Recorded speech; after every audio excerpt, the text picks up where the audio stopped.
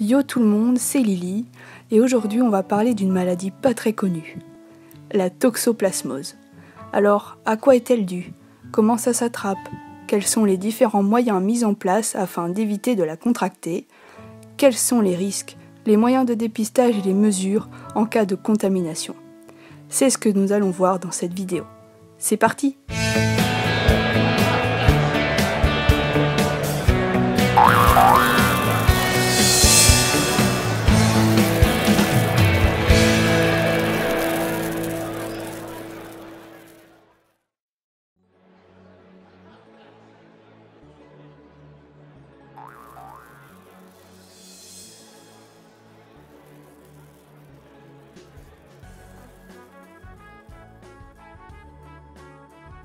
Selon le site passeportsanté.net, la toxoplasmose est une maladie due à l'infection par un parasite nommé Toxoplasma gondii.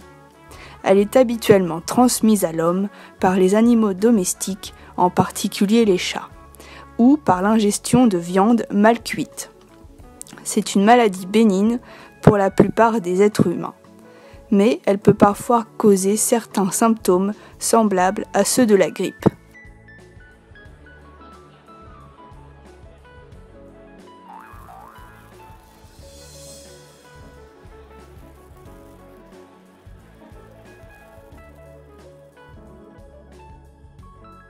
Je vous présente Toxoplasma gondii.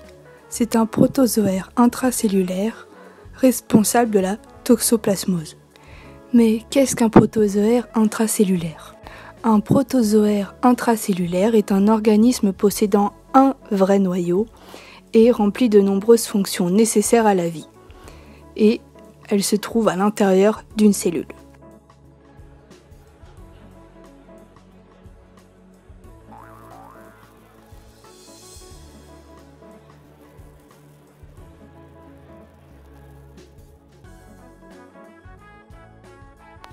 L'agent responsable peut se transmettre par différents moyens tels que la transmission animale, la transmission végétale et la transmission organique.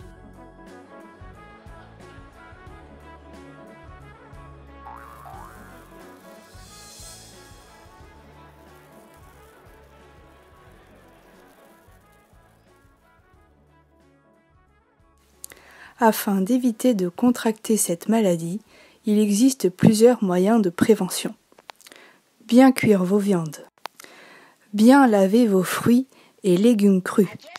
Se laver les mains régulièrement. Ou encore, porter des gants pour changer la litière de votre chat si vous en possédez un. Sont autant de bons moyens afin d'éviter de contracter cette maladie.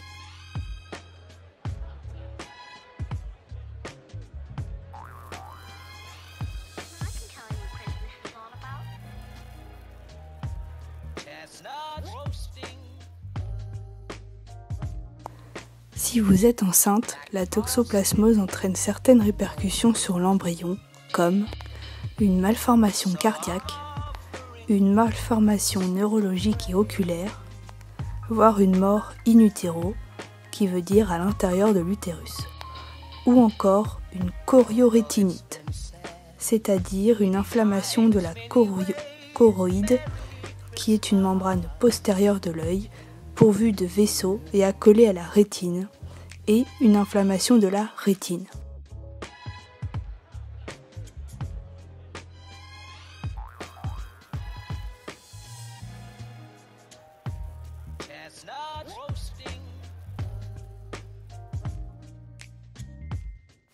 Afin de dépister à temps cette maladie, il est recommandé de réaliser une prise de sang en début de grossesse.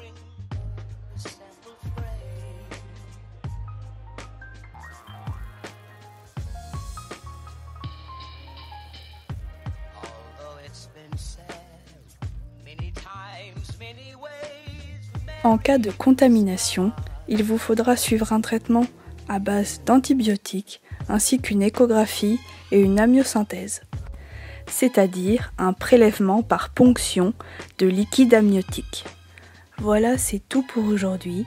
Si tu as apprécié, n'oublie pas le petit pouce dans les airs, un petit commentaire pour me donner ton avis, partage l'info, n'oublie pas la petite cloche et abonne-toi.